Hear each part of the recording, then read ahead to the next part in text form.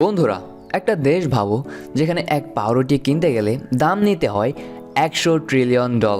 না না, এটা কোনো কৌতুক না, এটা বাস্তব। আজকে আমরা জানবো সেই অদ্ভুত আর বিস্ময়কর দেশের গল্প, জিম্বাবুয়ে। আজকে আমরা যাচ্ছি এমন এক দেশে যেখানে টাকা একসময় এতটাই মূল্যহীন হয়ে গিয়েছিল যে মানুষ টয়লেট পেপার হিসেবেও টাকা ব্যবহার করত। তো চলো শুরু করা যাক জিম্বাবুয়ের অদ্ভুত অর্থনৈতিক গল্প। বছরটা 2008। জিম্বাবুয়ে তখন এক ভয়াবহ পরিস্থিতির মধ্যে। দেশের অর্থনীতি পুরোপুরিভাবে ভেঙে পড়েছে। হাইপার ইনফ্লেশন এতটাই বেড়ে গিয়েছিল যে সরকারের ছাপাখানা রাত দিন শুধু টাকা ছাপাচ্ছে এবং বাজারে সেই টাকাগুলো চাও তো এক ঝুড়ি। বন্ধুরা, এই যে তোমরা যা দেখছো, এটা কোনো গেমের ভুয়া টাকা না, এটা জিম্বাবুয়ের আসল নোট, যার মূল্য $100 ট্রিলিয়ন, মানে 100 এর পিছনে 12টা শূন্য। এই নোটে হয়তো হালকা নাচতে হবে, কিন্তু একটা গোটা মুরগি কিনতে গেলে লাগে কয়েক কোটি।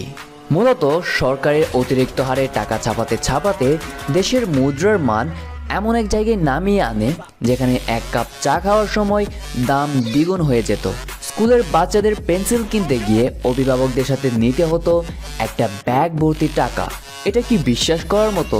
যেখানে বাংলাদেশে শুধুমাত্র 10 টাকা দিয়ে একটা পেন্সিল কিনা যায়, সেইখানে জিম্বাবুয়েতে একটি পেন্সিল কিনতে এক ভর্তি টাকা সঙ্গে নিয়ে যেতে হতো।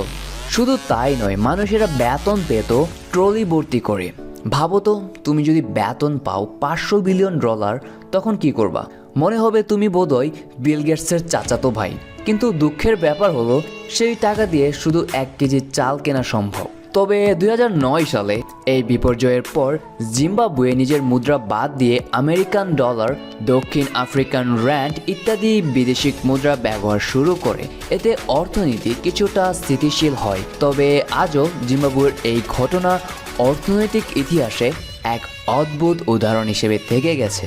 তবে আমার মনে হয় জিম্বাবুয়ের মতো অবস্থা যদি বাংলাদেশের হতো, তাহলে হয়তো বাংলাদেশের সাধারণ পাবলিক সরকারের কাপড় খুলে রাস্তায় নামিয়ে দিত। তবে ভাগ্যিস বাংলাদেশের সরকার জিম্বাবুয়ের মতো এতটাও বোকামি করে নাই, এবং যার ফলে আমরা এখনও সুখে শান্তিতে জীবন কাটিয়ে যেতে পারছি। তো বন্ধুরা, কেমন লাগলো জিম্বাবুয়ের এই অদ্ভুত টাকার গল্প? কমেন্টে জানাও।